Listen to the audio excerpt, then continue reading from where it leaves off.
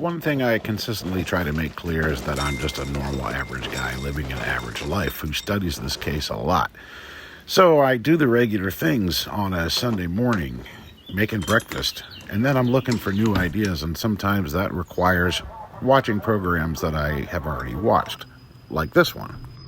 The thing about the Kennedy assassination is there are so many questions. Every time you pull on a thread, another piece of it unravels, and more questions arise.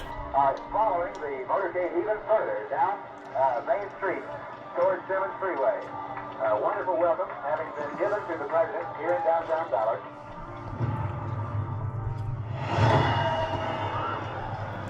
A mere 30 seconds of watching something, even if you've seen it before, suddenly a new question pops in your head.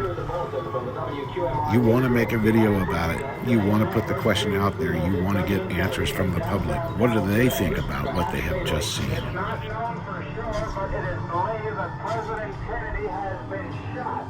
Stand by. Set the moment, please. Something has happened. I have been a shooting. There were people running up the hill. Okay, stop watching, quick, while it's fresh. Put the coffee down, go outside, make a video right away, post it right away. Hey, test. Hey there, I can hear you loud and clear. How's it going? Hey, great. Listen, how many eyewitnesses to JFK's assassination on November 22nd, 1963 were actually threatened in some way to not relate anything about what they saw? Sometimes I will ask ChatGPT the question first and see what it has to say.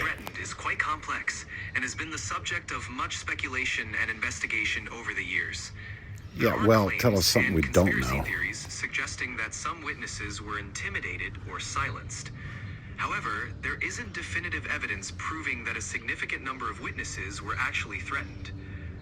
Other than the witnesses themselves saying that they were threatened, I guess.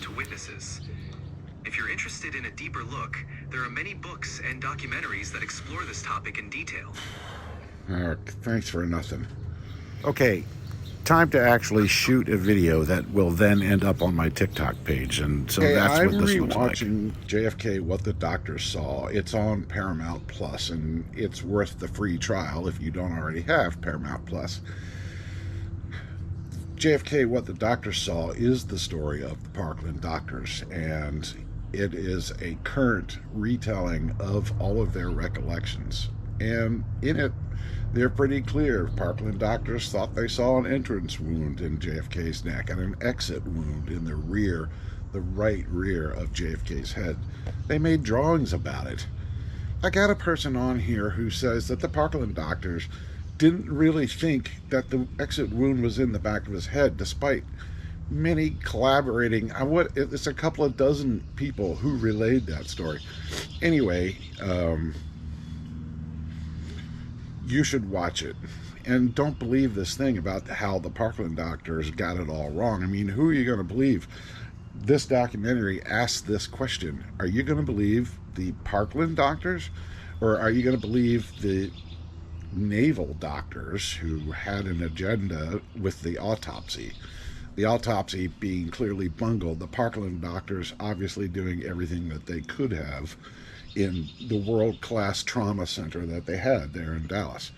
Okay, we'll bring you more about what the doctor saw.